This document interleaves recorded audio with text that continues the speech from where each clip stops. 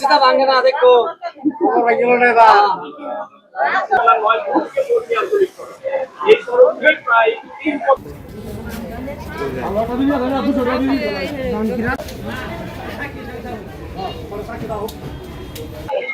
বারবার গণমাধ্যমে সংবাদ প্রকাশের পরও এই রাস্তাটির কাজ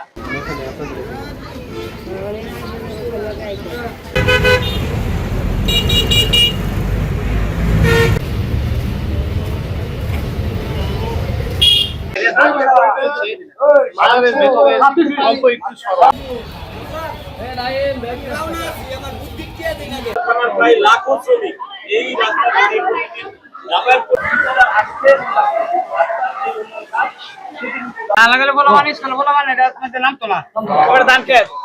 ভালো একটা রাস্তার মধ্যে ধান লাগানোর কারণ হইলো ভাই এটা বলে প্রতিবাদ করা বুঝছো, সরকারের বিরুদ্ধে প্রতিবাদ করা। কারণ সরকার এটা আমরা দেখতেছে না, আমরা যে ব্যবসা বাণিজ্য এত ভোগান্তি, হ্যাঁ তারা তো এটা দেওয়ার দরকার আছে। এই রাস্তাটা তো এই আপনার বলবি বাজার আর নয়নপুর হাই রোড সহ এত বড় বড় শিল্প কারখানার মধ্যে এত কাঁচা একটা রাস্তা থাকে চলে, এই যে দোকানদার আমরা ব্যবসা বাণিজ্য করতে পারি না।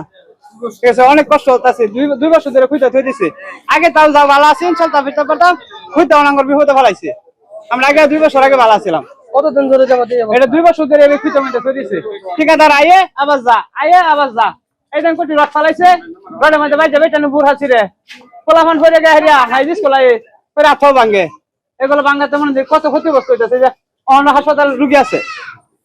2 বছর ধরে মানে এটা চলিং ছিল, এটা চলিং ধরে পরে কন্ট্রাক্টরে কাজ দিচ্ছে, কন্ট্রাক্টরে ইট মিট সব তুলে নিচ্ছে, নিয়ে যেমন রড আইনে ফেলেছে, কথা নি জালি বানছে, ফুলানে যা ফুলানে পাওয়া মা করে যায়, এদিকে রড থাকে মনে করেন না বোরকা টোকা ছিঁড়া যায়, এরকম করে মানুষ অসুস্থ হয়, হাঁটতে পারে না। ওদিকে থাকে অটো, এদিকে অটো টুটুন লাগে, কারণটা কি? কন্ট্রাক্টর কি করে? যে কন্ট্রাক্টর দায়িত্ব দিচ্ছে, কন্ট্রাক্টর কি করে? তার কি দায়িত্ব দিচ্ছে না? তারপরে এদিকে একটা বেকু ছিল, সে রাত্রে বেকু চুরি করে নিছে। কন্ট্রাক্টর কি করে? কন্ট্রাক্টর কি কন্ট্রাক্টর কাজ এলাকার হিসেবে আমরা উন্নত চাই, এই রাস্তা আপনার উন্নত চাই, ভালো করে পাকা করে যাতায়াতের মানুষ ভালো চলতে পারে।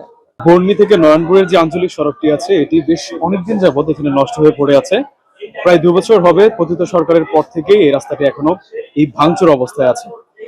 ঠিকাদার যাচ্ছে, ঠিকাদার আসছে, কিন্তু কোনো প্রকার উন্নতি আমরা দেখতে পাচ্ছি না।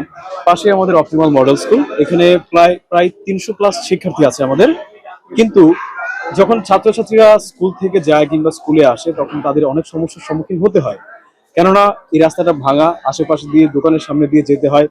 ওইদিকে আবার রড রাখা আছে, এই রডের মধ্যে অনেক শিক্ষার্থীর পা বেজে গিয়ে অনেকে ব্যথা পেয়েছে, অনেক অভিভাবকরা আছেন। পাশাপাশি এখানে অনেকগুলো গার্মেন্টস ফ্যাক্টরি আছে, এই গার্মেন্টস ফ্যাক্টরির যে মানুষজন আছেন, শ্রমিকরা আছেন, তারা মাঝে মাঝে বাসায় ফেরার সময় কিংবা লাঞ্চ টাইম শেষ করে অফিসে ফেরার পথে অনেক ব্যথা পায়।